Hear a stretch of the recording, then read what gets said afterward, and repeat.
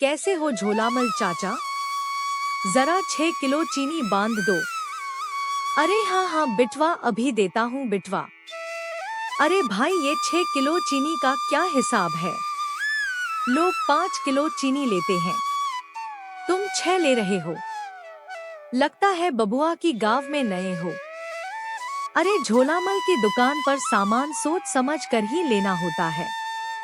अभी अगर मैं 5 किलो चीनी बोलूंगा तो वजन के कांटे में चुंबक लगाकर वो वैसे भी 1 किलो कम ही कर देंगे, तो इसलिए 1 किलो ज्यादा बताकर ले रहा हूँ। क्या? अरे तो जब यह घपला करता है तो यहाँ से सामान क्यों ले रहे हो? अरे भाई, ज्यादा ज्ञान ना दो। अगली दुकान सीधा 10 किमी दूर है। अब इतना दूर चलकर कौन जाएगा? इससे अच्छा यहीं से ले लूं। झोलामल अपनी दुकानदारी के लिए पूरे गांव में मशहूर था।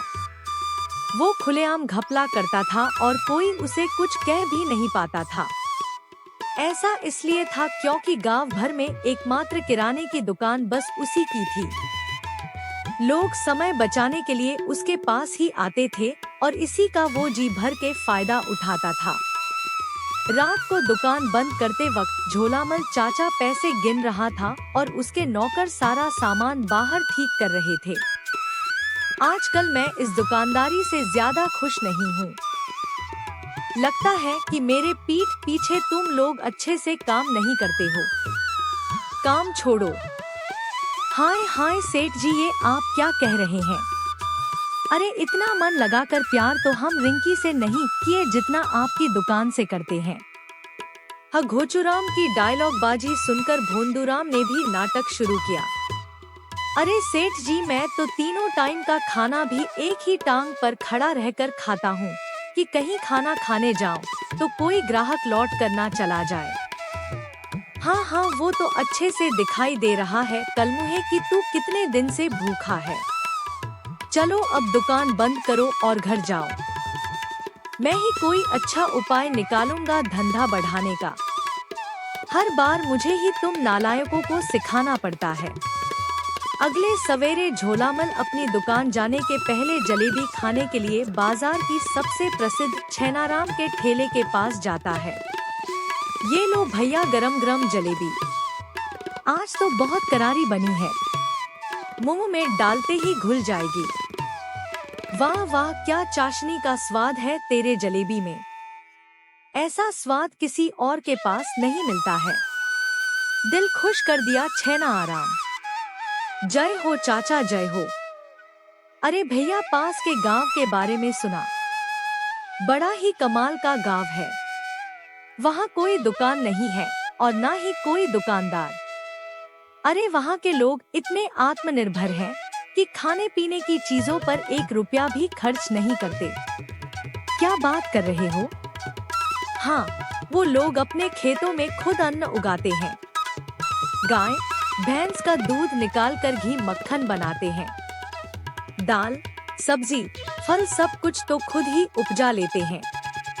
बाहर से कुछ खरीदना ही नहीं पड़ता, इसलिए वहाँ कोई दुकान चलती ही नहीं। क्या बात है भैया, यह भी अच्छा है। ऐसे में तो बचत ही बचत होती होगी। क्या खाक कमल है, मैं तो ऐसी जगह कभी रहना पसंद ही ना करूं।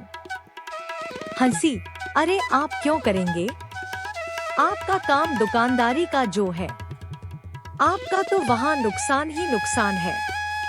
बातचीत करने के बाद जलेबी खाकर झोलामल फटाफट दुकान पहुँच जाता है। फिर झोलामल दुकान में रखी भगवान की फोटो पे धूप बत्ती दिखाने लगा। हे प्रभु, आपसे विनती है मेरी कि मेरी दुकान में जितने भी ग्राहक आए वो सारे अपने जेब भरप के आए और मेरी दुकान पर ही खाली करके जाए। जय हो जय हो। इतना कहकर झोलामल धूप बत्ती को बुझाकर वापस रख देता है। अरे अरे मालिक, ये क्या? आपने धूप बत्ती वापस क्यों रख दी मालिक? अरे भगवान ने उतनी धूप बत्ती में ही मेरी बात सुन ली होगी। अगर रोज एक अगरबत्ती जलाऊंगा तो कितना खर्चा बढ़ जाएगा। तुझे कुछ पता है? बड़ा आया मुझे बताने वाला, निकल इधर से, अपने काम पे ध्यान दे। ऐसे में एक अगरबत्ती को हफ्ते भर जलाता हूँ। वाह वाह मालिक गजब, क्या बात, अकल हो तो आपके जैसी वरना ना हो। अरे ओ चोर, ये बता कि ये घोंचू राम कहाँ है? उसे सुषमा जी के घर सामान पहुंचाने भेजा था, अभी तक आया नहीं, अकल से पैदल। तभी घोंचूराम हफ्ते हफ्ते दुकान पे पहुंचता है।